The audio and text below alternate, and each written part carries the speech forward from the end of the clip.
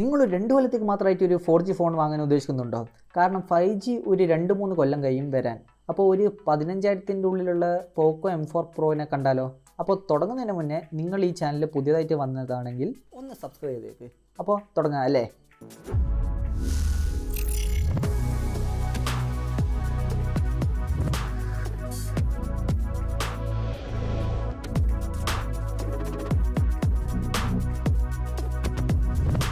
നമുക്ക് നമ്മുടെ കത്തുന്ന പോലത്തെ ഒരു മഞ്ഞപ്പെട്ടി കിട്ടിയിട്ടുള്ളത്. അപ്പോൾ മഞ്ഞപ്പെട്ടി തുറന്നപ്പെടുന്ന തന്നെ നമുക്ക് ഡോക്യുമെൻറ്റ്സ് കിട്ടിയിട്ടുണ്ട്, പിന്നെ ട്രാൻസ്പെറൻറ്റ് കേസ് കിട്ടിയിട്ടുണ്ട്, പിന്നെ ഫോൺ കിട്ടിയിട്ടുണ്ട്, അതിനെ മാറ്റി വെച്ചേക്കാം. പിന്നെ 33 വാട്ട്സിൻ്റെ ചാർജർ, പിന്നെ ടൈപ്പ് സി ടു ടൈപ്പ് എൻ്റെ കേബിൾ, പിന്നെ ഒരു സിം കാർഡ് ടൂൾ. ഈ ഫോണിൻ്റെ ലുക്കിനെ പറ്റി പറയുകയാണെങ്കിൽ ഫോണിൻ്റെ ബോഡി എന്ന് പറയുന്നത് സ്മഡ്ജ് പ്രൂഫാണ്, ഫിംഗർ പ്രിൻ്റ് സംഭവം ഒന്നും വരില്ല. പിന്നെ പോക്കോ എന്ന് വലുതായിട്ട് അങ്ങ് എഴുതിയിട്ടുണ്ട്, ക്യാമറേൻ്റെ വലിയ ബമ്പലം കൊടുത്തിട്ട്.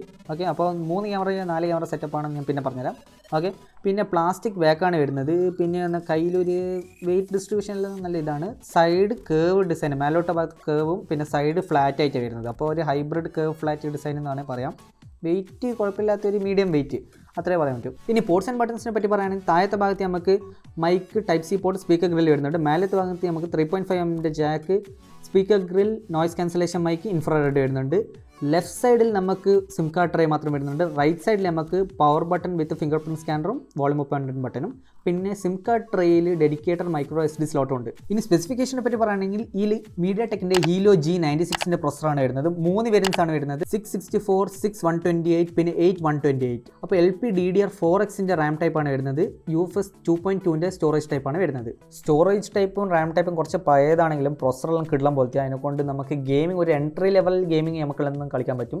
HD സ്മൂത്ത് പെർഫോമൻസ് എന്തായാലും കിട്ടും. ഓക്കെ, ഇനി ഡിസ്പ്ലേനെ പറ്റി പറയുകയാണെങ്കിൽ 6.43 ഇഞ്ചിൻ്റെ ഫുൾ HD+ AMOLED ഡിസ്പ്ലേ ആണ് വരുന്നത്, 90 Hz റിഫ്രഷ് റേറ്റിൻ്റെ പരം. ഓക്കെ, പിന്നെ ഇതിൽ ബ്രൈറ്റ്നസ് എന്ന് പറയുന്നത് 1000 നിറ്റ്സിൻ്റെ ബ്രൈറ്റ്നസ് ആണ് വരുന്നത്. സാധാരണ 600-500 നിറ്റ്സ് ആ ബ്രൈറ്റ്നസ് ഒരു 15,000-നുള്ള ഫോണിൽ കൊടുക്കാറുള്ളൂ. ഇതിൽ 1000 നിറ്റ്സിൻ്റെ ബ്രൈറ്റ്നസ് ആണ് വരുന്നത്. അതിനെക്കൊണ്ട് നല്ല സൂര്യൻ്റെ താഴെ തന്നെ പോയി നിന്ന് കഴിഞ്ഞാലും വലിയ ബ്ലറോ ഇല്ലെങ്കിൽ കാണാണ്ടിക്കൊന്നുമില്ല. നല്ല സ്മൂത്തായിട്ട് എല്ലാ സംഭവം കാണുകയും ചെയ്യും. ഐക്കോണും സംഭവം എല്ലാം നല്ല കിടിലം പോലെ കാണുകയും ചെയ്യും. ഓക്കെ, പിന്നെ ബെസൽസിനെ പറ്റി പറയുകയാണെങ്കിൽ സൈഡത്തെ 2 ബെസൽസും നല്ല സ്ലിമ്മാണ്. താഴത്തെ ബെസൽസ് എന്നാൽ ചിൻ ബെസൽസ് സാധാരണ നമ്മുടെ റെഡ്മി ഇല്ലെങ്കിൽ ഓപ്പോ ഫോൺസിനെ പോലെ തന്നെ അതേപോലെ തന്നെയുള്ളത്. പിന്നെ മൾട്ടിമീഡിയ എക്സ്പീരിയൻസിനെ പറ്റി മെയിനായിട്ട് പറയേണ്ടത് എന്താ വെച്ചാൽ സ്റ്റീരിയോ സ്പീക്കേഴ്സാണ് ഇതിൽ വരുന്നത്. 5000-ൻ്റെ ഉള്ളിൽ സാധാരണ സ്റ്റീരിയോ സ്പീക്കേഴ്സൊന്നും കൊടുക്കാറില്ല. പിന്നെ ഡിസ്പ്ലേ ഞാൻ പറഞ്ഞ പോലെ തന്നെ കളർ, കോൺട്രാസ്റ്റ്, സാച്ചുറേഷൻ നല്ല കിടിലം പോലെയുണ്ട്. അതിനെക്കൊണ്ട് മൾട്ടിമീഡിയ എക്സ്പീരിയൻസ് കിടിലായിരിക്കും. ഓക്കെ, ഈ ബാറ്ററിനെ പറ്റി പറയുകയാണെങ്കിൽ 5000 mAhൻ്റെ ബാറ്ററിയാണ് വരുന്നത്. 33 വാട്ട്സിൻ്റെ ഫാസ്റ്റ് ചാർജിങ് കൂടി ഉണ്ട്, 1 മണിക്കൂറിൽ ചാർജ് ആവും.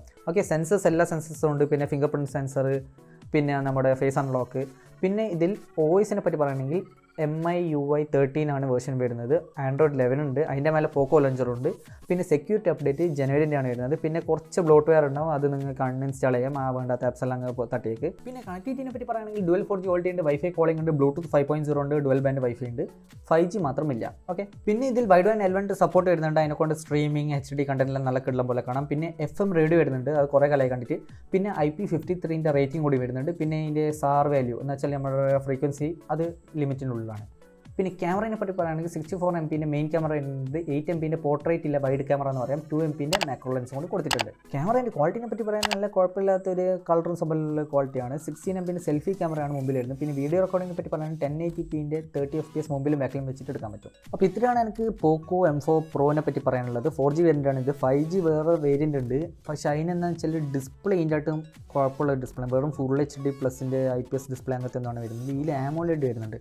പിന്നെ അതിലെന്ന് വെച്ചാൽ 90 Hz ഇല്ലാന്ന് തോന്നുന്നു.